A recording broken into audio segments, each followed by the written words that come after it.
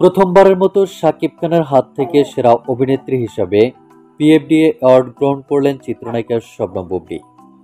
তাই তার বিস্তারিত জানতে অবশ্যই ভিডিওটি না টেনে শুরু থেকে শেষ পর্যন্ত দেখে সঙ্গে থাকুন।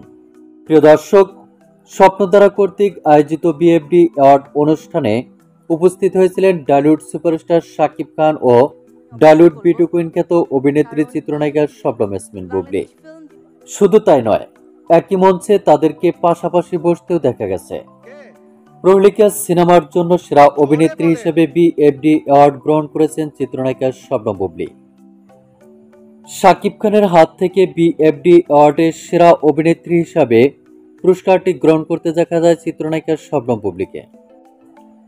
শাকিব খানের হাত থেকে পুরস্কারটি গ্রহণ করতে দেখা যায় চিত্রনায়িকা শবনম বুবলীকে। আর তাই মন্তব্য রয়েছে শাকিব খানের হাত থেকে অ্যাওয়ার্ড পেয়ে উচ্ছ্বসিত চিত্রনায়িকা শবনম বুবলী। শুধু তাই নয়, দীর্ঘদিন পর তাদের দুজনকে একসাথে দেখে রীতিমতো অবাক হয়েছেন সকল ভক্ত দর্শক ও শুভাকাঙ্ক্ষীরা। তো প্রিয় দর্শক, প্রথমবারের মতো শাকিব খানের হাত থেকে অ্যাওয়ার্ড গ্রহণ করলেন বুবলী।